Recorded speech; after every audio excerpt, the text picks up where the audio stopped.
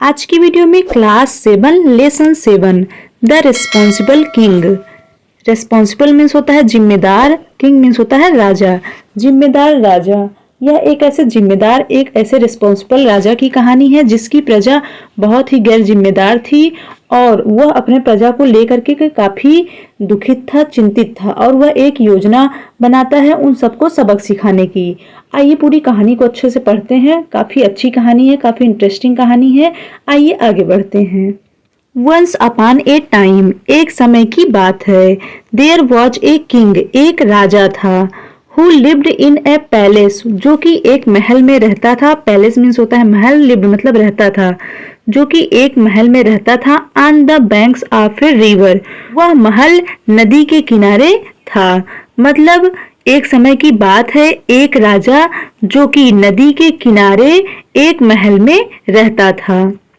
He was unhappy, वह दुखी था। बिकॉज, क्योंकि the people of his kingdom were irresponsible, क्योंकि उसके राज्य के लोग या उसके राज्य की प्रजा वर irresponsible, गैर जिम्मेदार थी।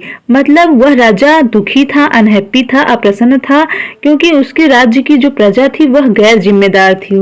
Every time he went out in his chariot, हर समय वह कौन, राजा अपने रथ में बाहर जाता था। वेंट मतलब जाना या गया, आउट मतलब बाहर।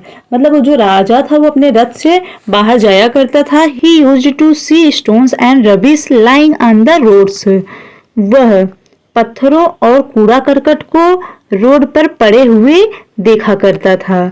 मतलब वो जो राजा था जब बाहर जाता था तो वह सड़क पर पड़े हुए पत्थरों और कूड़ा करकट को देखा करता था। मतलब वहां की जो प्रजा थी इतनी गैर जिम्मेदार थी कि वह पत्थर, कूड़ा करकट सब सड़क पर फेंक देती थी, कोई सफाई नहीं करती थी और देखने के बाद पत्थर वगैरह हटाती भी नहीं थी। आगे देखते हैं क्या होता है। Every time he sailed in his boat, हर समय अपने नाव में वह यात्रा करता था। ही फाउंड, वह पाता था कि द रिवर वेरी डर्टी, जो नदी है वो बहुत गंदी है। एलॉस, एलॉस मतलब दुख की बात है कि why are my people so irresponsible, he moaned, वह आ भरा।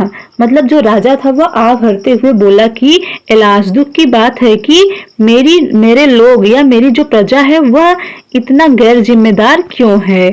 वह अपने आप में सोचता है और आह भरता है।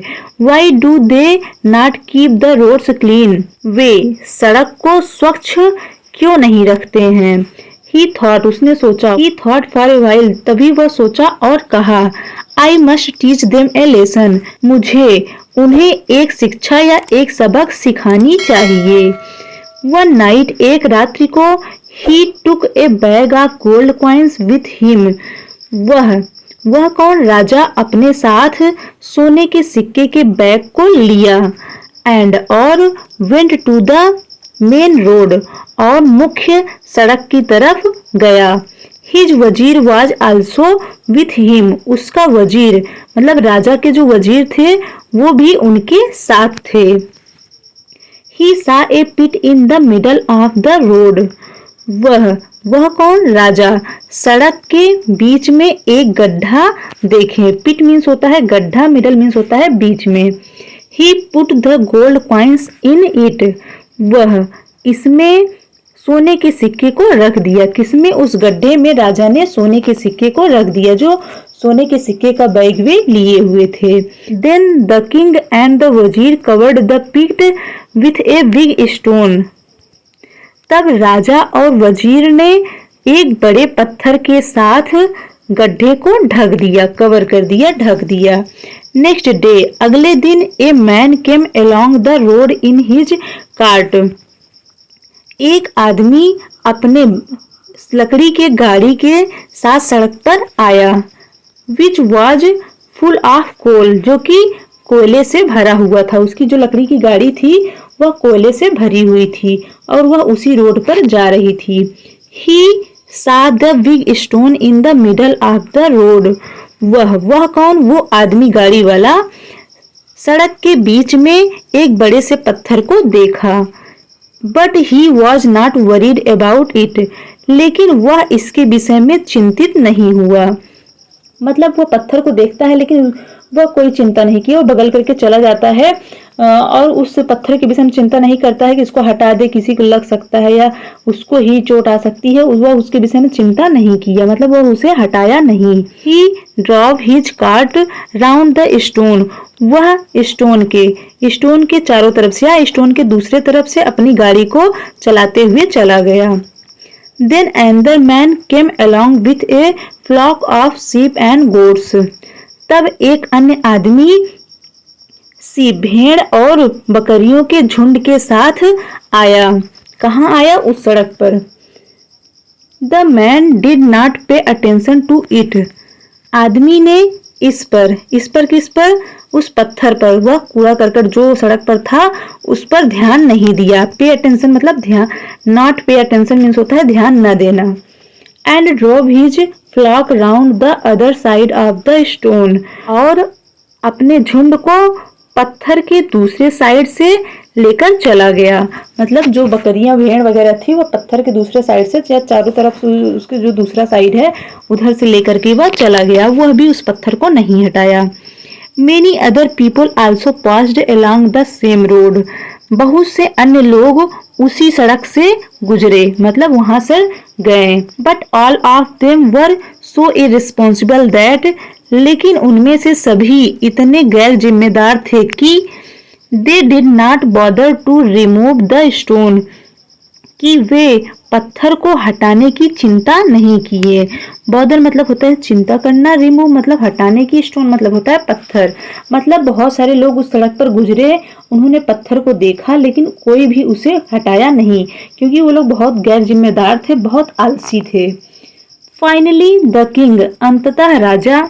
Finally the king called all the people of his kingdom and said, तथा राजा अपने राज्य के सभी लोगों को बुलाया and said, और कहा, Come let's remove the stone from the road, आओ सड़क पर से पत्थर को हटाते हैं। People were stunned to see the gold coins in the pit when they rolled the stone away. लोग आश्चर्यचकित हो गए to see the gold coins, सोने के सिक्के को देख करके, इन द पिट गड्ढे में, when they rolled the stone away, जब वे पत्थर को हटाएं या लुढ़काएं। मतलब जो वहां के लोग थे वो यह देखकर आश्चर्यचकित हो गए कि अरे इस गड्ढे में सोने का सिक्का है, जब वहां से पत्थर को हटाया गया। अब आगे देखते हैं। Look there were gold coins under the stone but no one bothered to remove the stone, पत्थर के नीचे सोने के सिक्के थे, but no one bothered to remove the stone, लेकिन कोई भी पत्थर को हटाने की चिंता नहीं की, मतलब कोई भी पत्थर को हटाया नहीं। इसलिए इन सोने के सिक्के को कोई डिजर्व नहीं करता है, कोई इसके योग्य नहीं है, मतलब कोई इस सिक्के को नहीं ले सकता। ऐसा कौन बोल रहे हैं? राजा। Had you been responsible and removed the stone, the gold coin would have been yours, the king said to his people.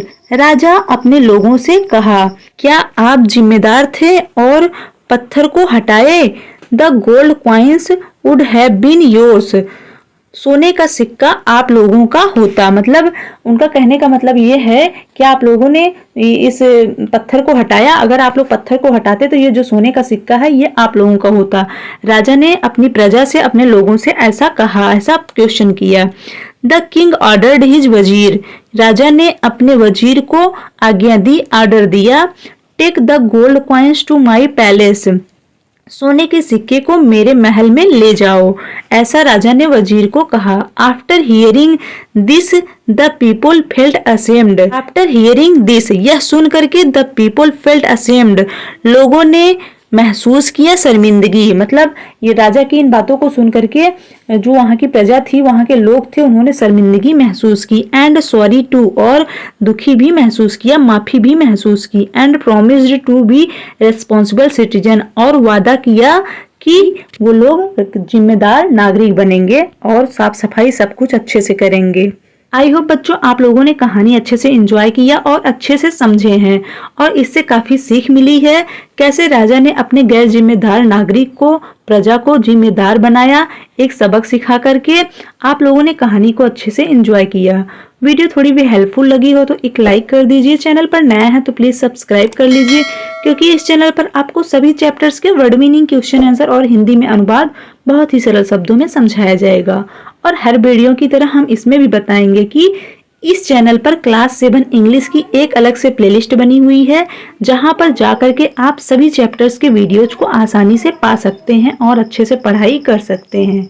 और अगर आप टीचर हैं इस वीडियो को देख रहे हैं तो आप अपने एजुकेशनल ग्रुप में जरूर शेयर करें क्योंकि हर एक विद्यालय का एक एजुकेशनल ग्रुप बना हुआ रहता है जिसमें टीचिंग मटेरियल, स्टडी मटेरियल उसमें सेंड किया जाता है और बच्चे आसानी से वहां से पढ़ते हैं। इसलिए वीडियो को जरूर से शेयर करिएगा। मिलते हैं नेक्स्ट वीडियो में नए चैप्टर के साथ, तब तक के लिए गुड बाय।